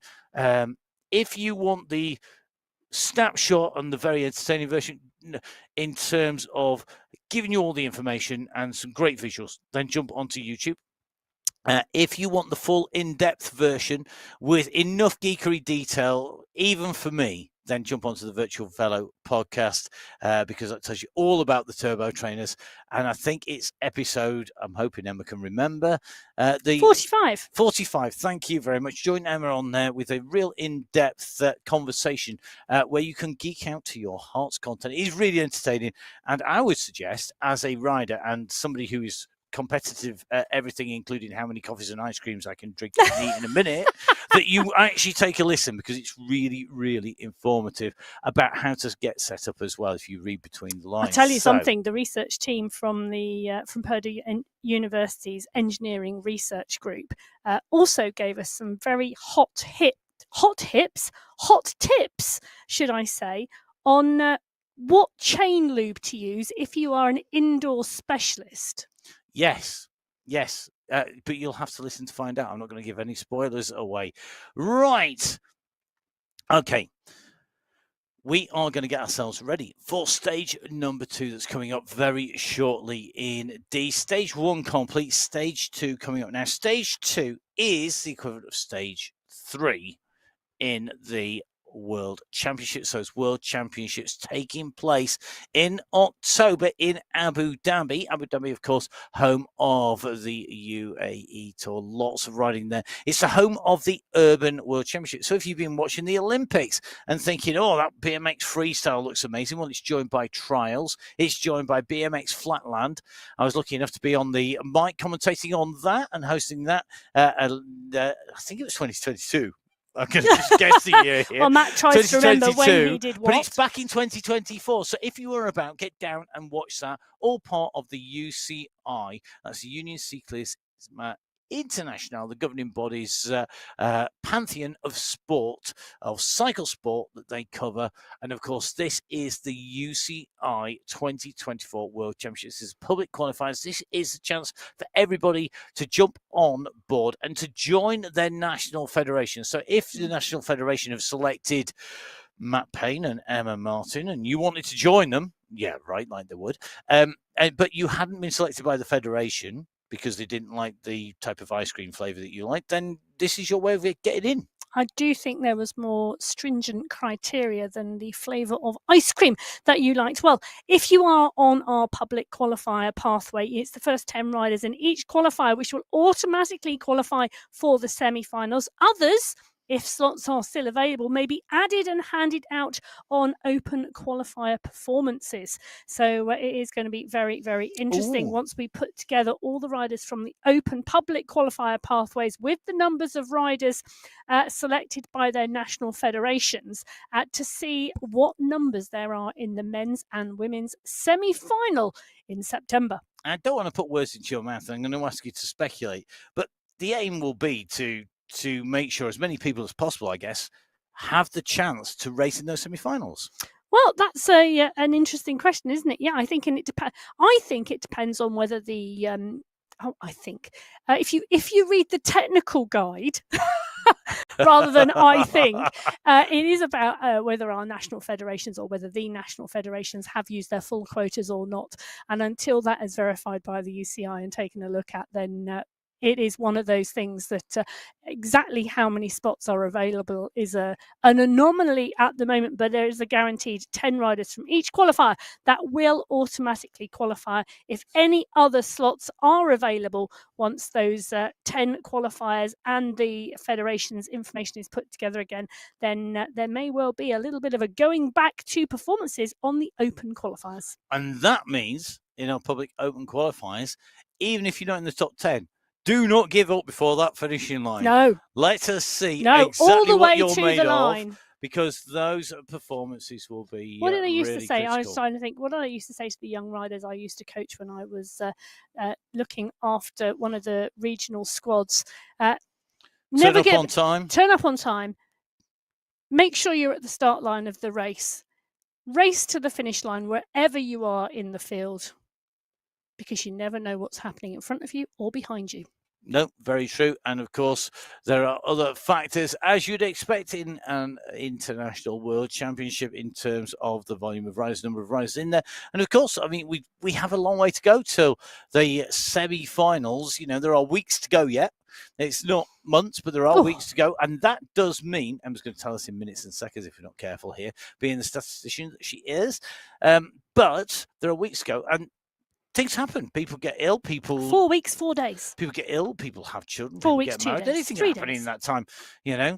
Just if you're over single, 4 you weeks. could find yourself a girlfriend. You might go on holiday. Who knows? Some people would get married in that time frame. They probably could. But that really isn't bike riding. So shall we? Well, let's hope nobody's going to do that in the next 5 seconds, because it's 5 seconds until we're going to get ready for start of stage number 2 here at the 2024 UCI Esports World Championships, the public qualifiers, number 2 of 3 in our women's competition. The riders are going to be down on the start line, spinning those legs, ready to head out onto this.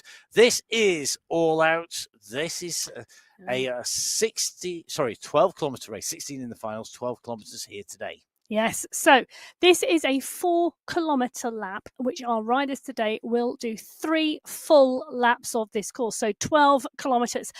Points are available, though this time it's first across the line. So for the top 20 riders across the line on lap 1, the fastest rider or the first rider will get 20 points, the second rider will get 19, the third rider will get 18.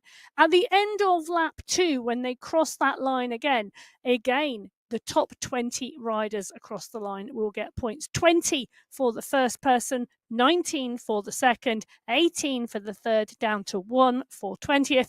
And then the final lap today, lap 3, the culmination of the event, it is double points. So the first rider over the lap line will get 40 points. The second rider, 38, then 36, down to 2. So all of those points will be added together to give the winner of this stage. Then the overall stage points will be added to the stage points from stage 1 to give us the overall standings from our open public qualifier for the World Championships 2024 today.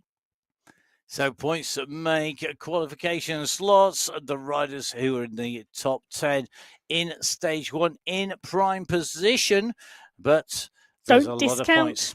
More points here, double the number of points in total than there were in stage number 1.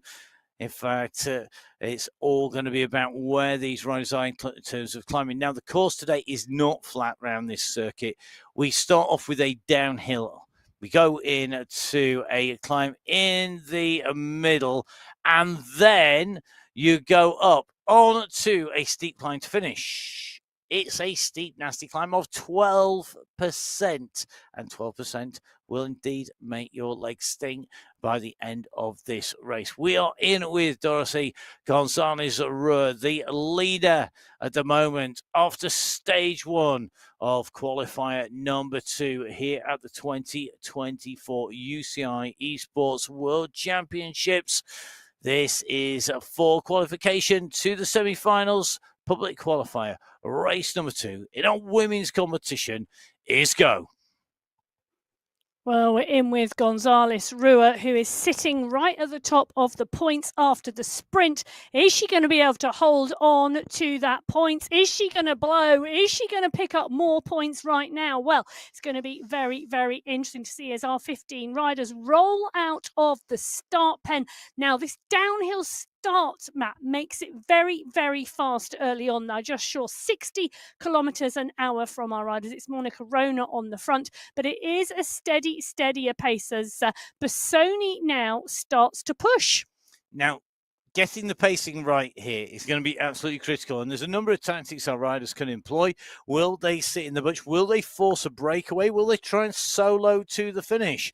This climb coming up, the first section here, we've got a longer run in, 2% or so, and then we drop off the gradient a little bit. We then go into a steep kick. This is an 8% mid section, and this is where, if you are a climber, it's going to be absolutely critical to make this count.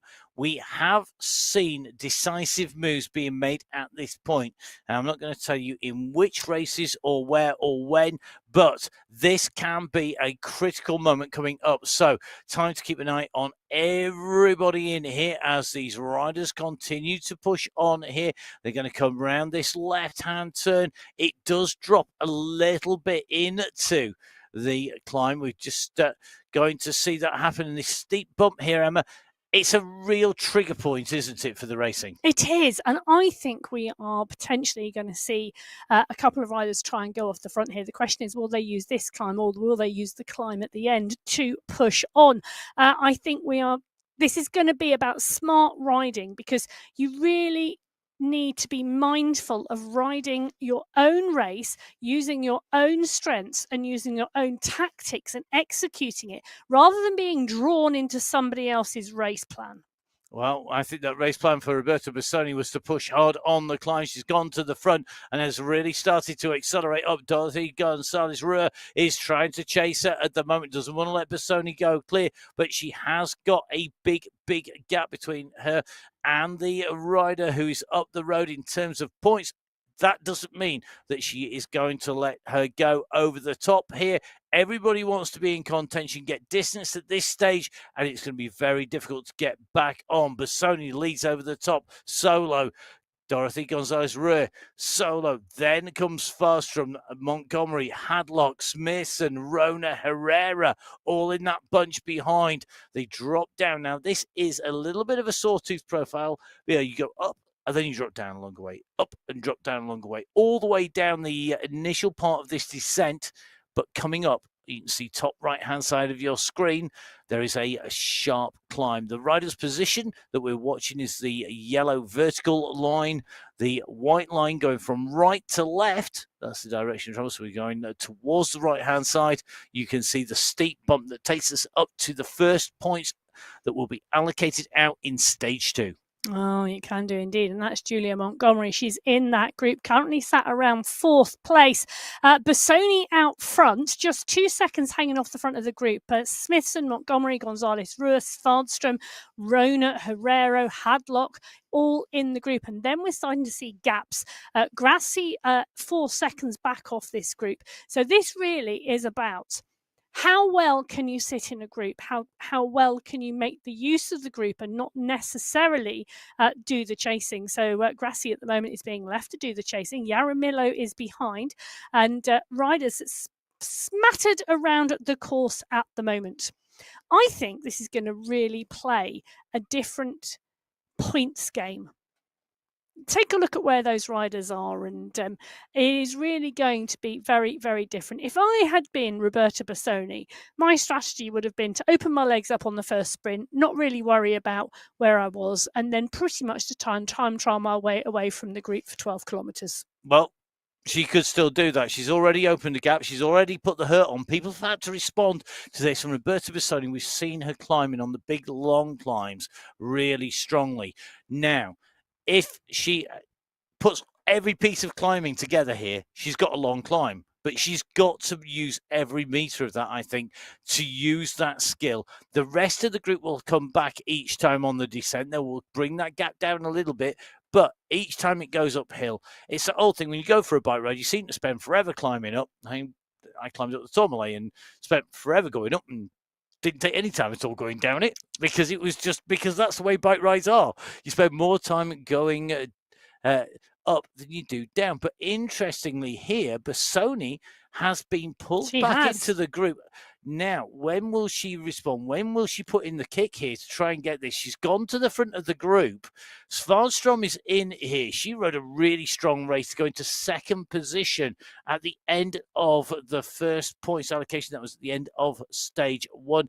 Now she comes up here. Svardström is right in the mix here. She is alongside Gonzalez-Ruhr, and all the riders at the moment are behind Bassoni. Bassoni needs to keep on making them suffer here, I think. They know they're going to come back. She wants to take maximum points here, I'm sure, but she really has to work hard here. The Italian leading the race out from Monica Rona, the Polish rider, then Colombian Gonzalez-Ruhr, then the Swede Anna Svardström, followed by the Spanish rider Rosa Herrero. Then we're going to see Angel Hadlock coming in immediately behind, then Montgomery, then Smithson, but Bassoni it is who takes away maximum points. Who is going to add to their points total behind? Who is going to be left out in the cold and just making a few points on the way up and over? We will see where those points are going to land. Really impressed by Dorothy Gonzalez-Ruhr here, putting in some very strong riding. We know she's got a great sprint, but at the moment, she's using that sprint to good effect. A little bit further back, Jaramillo's going to score points as well, and I think so is De Grazia, but De Grazia's got a fight on her hands because Grassi's just going up to the front here. So Grassi just going over the top of De Grazia. Grassi's going to pick up the final points, going over the top in 10th place. Over the top they go. Then it's Degrassi, then Marin, then Tonkinson, Lopez, and Driscoll on the road at the moment. As they drop down on the other side of the race, leaders stretching the gap out, and we will grab you those points totals of the first of our points allocation on stage 2 very shortly indeed. In fact, they're here right now. Well, they are indeed. And Roberta Bassoni picking up maximum points at the end of lap 1. 20 points. Monica Rona in 2, picking up 19 points. Gonzalez Rua picking up 18. Svardström 17. Herrero 16.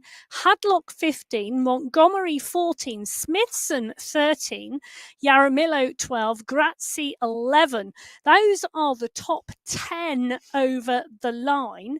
So those riders picking up those points at the end of lap 1, and they will ultimately be added to lap 2 and lap 3 to give the results for this stage. Well, Bassoni continues to push on. She's got a 10-second gap now clear of Monica Rona.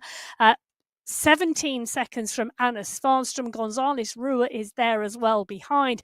So Bassoni now continuing to push and extend her gap. This, Matt, I think will allow her, unless anybody can do anything about it, to pick up maximum points at the end of lap 2 and maximum points at the end of lap 3. And already she's pushed herself from being outside of a qualifying position at the end of stage 1, which was 12th at the end of stage 1. Bassoni already moving her way up inside the top 10, subject, of course, to a verification as we go through in 8th position overall at the moment. So this is going to be really an interesting fight. Now, Dorothy Gonzalez wrote, great sprinter. We've got Anna Svardström sitting in 2nd position. We saw her put in some great performances sprinting through repeatedly. Yes. I mean, she doesn't look to have suffered from that because she's still riding strongly. Well, she's riding very, very strongly. She is a para-tandem pilot and did indeed go to the Tokyo Paralympics. Excellent. So for those people who don't know what a para-tandem pilot is, so in para sports, the tandem has a pilot, that's the person at the front, a stoker, the person at the back. The pilot has the job of making sure that they keep the positioning correct and keep the bike pointing in the right direction. It's a great way for people to team up together, and really, really fantastic job. And the Swedish Paralympian, that is Anna Svardström in action here today. Great to see her in action. Of course, Paralympics coming up. Now, Rosa Herrera, the rider at the moment, sitting in 5th position here from Spain. She's been getting stronger and stronger, on the Sunday Race Club. She's really has improved, hasn't she? Each and every Sunday Race Club. And that's one of the reasons to ride. Yes, there's a minimum number of races so that there is a clear picture emerges, so that we know that everybody's performing within the regions that they should be. But actually, riding and getting a feel for how the platform rides is going to be really critical for our riders as well, running into those semi-finals. Oh, absolutely. And realistically, the more practice you can have on the platform, the better, because the more you are going to intuitively understand it. I always remember when you're putting a plan together and you're putting a tactics together and you're putting together what it is and what you want to execute, understanding that platform. It's like going to a different course on the road or going to a different hill climb.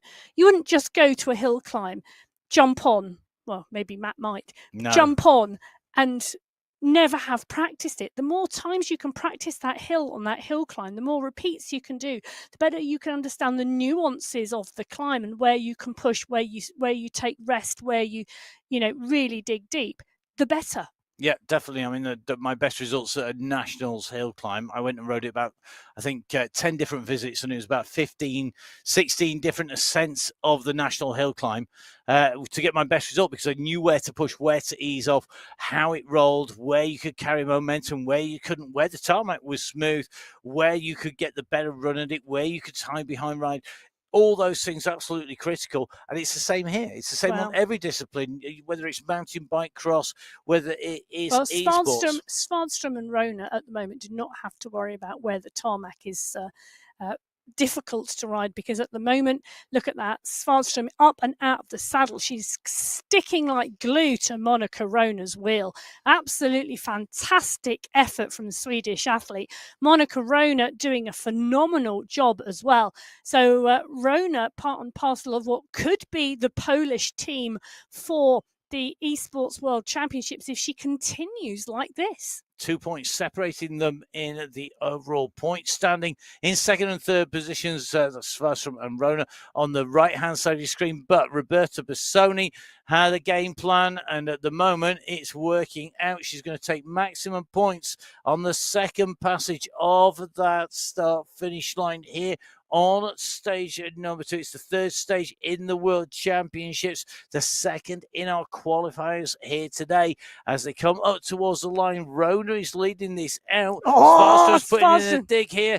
Who's going to get the points? There's going to be a separation, and Rona's just going to get it from Svanström. They've got 11 seconds to Gonzalez Ruiz. They are secure there in second and third place in theory, but anything can happen. We've seen riders go too hard too early and blow. Oh, we have indeed. And I'll tell you, there are groups of riders on the road, because I'm looking at the bottom left-hand corner of the screen as we're watching Gonzalez Rua go underneath that UCI banner for the second time. She's got one more lap to go on the course, and Julia Montgomery is quite close on her heels. In fact, looking back on that left-hand corner screen, we do still have some riders very, very close to each other further back. So Herrero can indeed see Montgomery. Hadlock can see Herrero. Yara Miller can see Hadlock.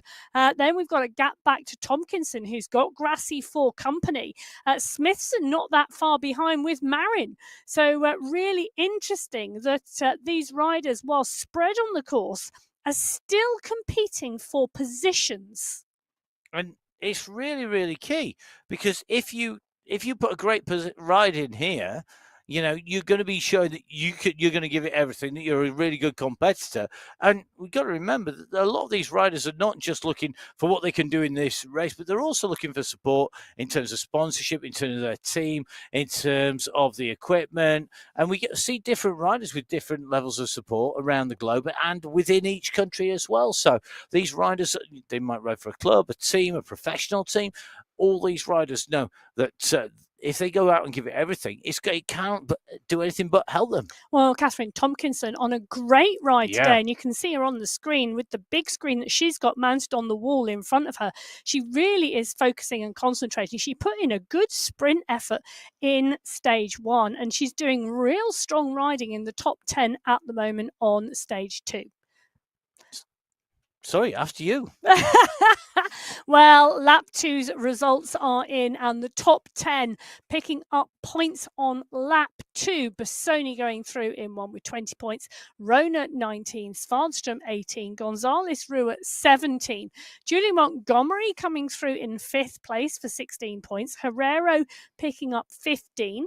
Hadlock 14, Yaramillo 13, Tompkinson, who we are in with on the right-hand side of the screen at the moment, picking up 12 points, Grazzi picking up 11.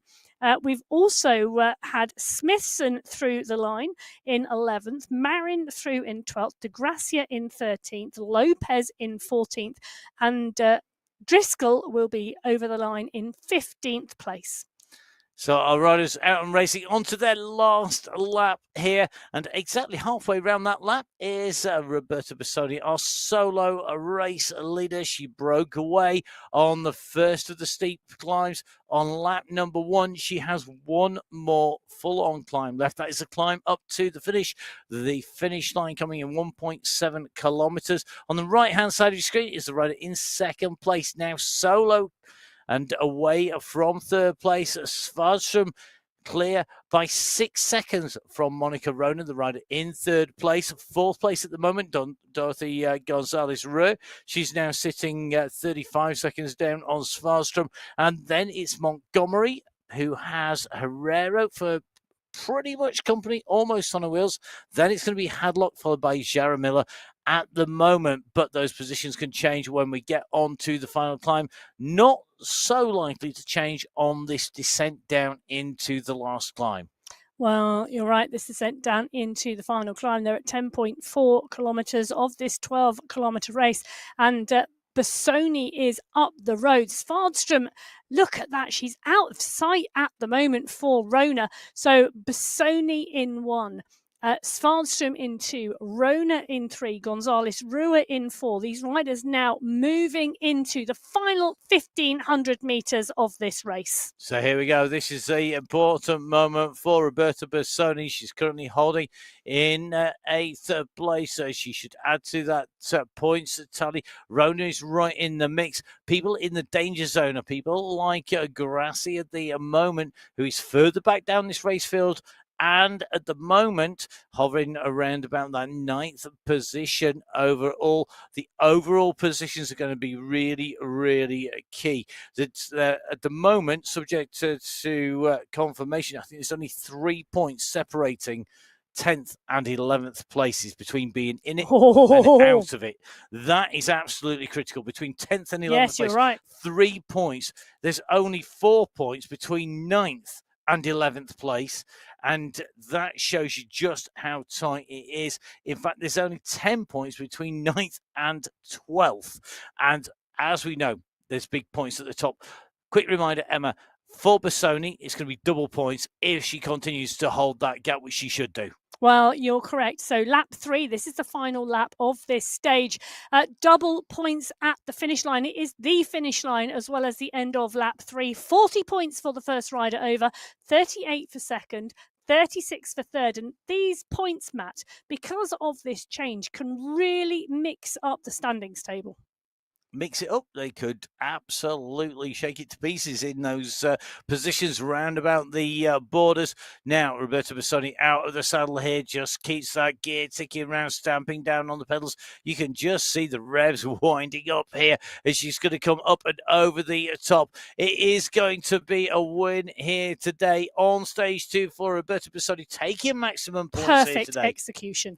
Great riding, great execution. Had the game plan and played it out. Congratulations to Roberta Bassoni. You can see very quickly jumps off and will be looking to spin out the legs. Now, Anna Svardström currently 12 seconds clear of Monica Rona. Svardström on the climb, just got this long sweeping left-hand turn. The banner comes into sight with the UCI logo up on the top. Here on MyWhoosh, Anna Svardström.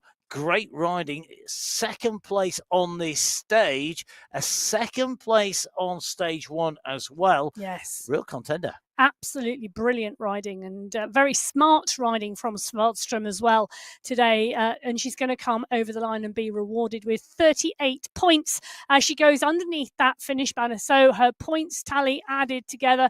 Fabulous riding and racing from Svardström. And take a look at that. Her points tally puts her ahead of Bassoni in the overall standings at the moment. Well, let's see where they all end up in terms of points. Rona is in. Dorothy Gonzalez Rua came in here as the leader at the start of stage 1. She's going to get plenty of points here today, but will she get enough to move herself back up those standings? Remember, it's the top 10 positions that are critical. The riders that have come through the line have done as much as possible. Great riding here by Julia Montgomery. We saw how determined she was to maximize her points. She's in and through. Next up will be Rosa Herrera. Herrera cruising to the top. Montgomery's through the line and breathing hard. Gonzalez Herrera is in and through, and you can see when the riders go through, they just ease back off again just to try and spin those legs up. Now, Jara Miller comes over the top, going to be followed here by Angel Hadlock. Hadlock at the moment in 8th place. We're getting there close to the point where the guillotine will drop and the cutoff will be made here. And I'll tell you something, it's going to be close here. We've got Grassi with Tomkinson on the climb. Oh, wow. 21 seconds behind is De Grazia. And all these riders are fighting in and around the top 10. Smithson is behind as well at the moment as Grassi pushes on here. Grassi pushes. Tomkinson responds. They both want this badly. They both would need those points. Grassi comes through just ahead of Tomkinson. Hardly anything to separate the two riders. And Grassi could well have done enough there. We will have to wait and see until these riders come through. Now, Liz Smithson will need to add some points because at the moment she's out of the top 10 overall. We will see where she's going to be. Will she be able to push herself up into the qualifying places? She goes into 8th at the moment, but we still have riders out on course coming in to finish. So we still have Di Grazia and co to come in now. As soon as those points are totaled up in terms of the overall, we'll bring you those. But before that, we will bring you the results of stage 2, because this is your top 10 on stage 2. Roberta Bassoni scoring and taking away the absolute maximum of 80 points I know. here. Didn't drop a point. It was her plan. It had to be her plan. With her strengths, you race to them. Train your weaknesses, race to your strengths. She raced to them today. Monica Rona, 74 points, just 6 points behind. 1 point ahead of Svarstrom, coming in over the line in 3rd in terms of points at the ends of stage 2. Gonzalez Ruhr, the stage 1 maximum point scorer, coming in 4th. Then Montgomery, Herrera, Hadlock, Jaramillo, Grassi, and Tomkinson, rounding out the top 10 on the stage in terms of points.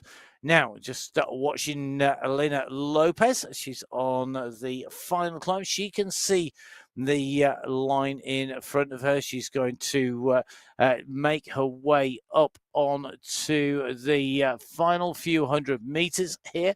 This kick's going to be critical. Goes past the mascots at the right-hand side there with the animal costumes on, waving. Very surreal here on the MyWhoosh It's a bit like at one of those cyclocross world championships where you see a dinosaur running across the field. Yeah, you see them all over the place. The mountain bike, cyclocross, road, well, esports. It's rabbits on esports. Here we go. Elena Lopez goes up over the top of the climb, just eases off on those pedals, takes a deep in breath of air, just looking to take on board a big breath. Here goes in and through the line. Congratulations to everybody that has finished so far.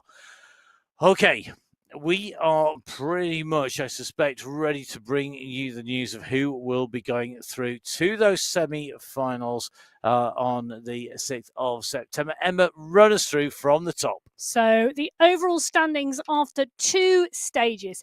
Anna Svarstrom tops the table with 111 points. Fantastic riding and racing from Svarstrom today.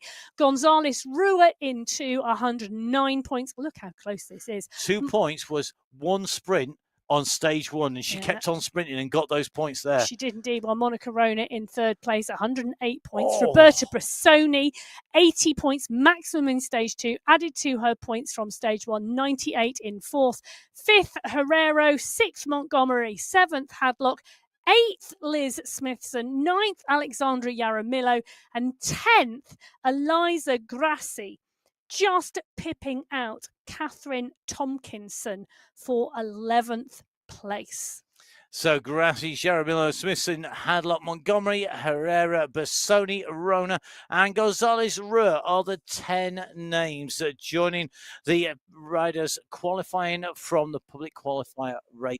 There is one more race to go.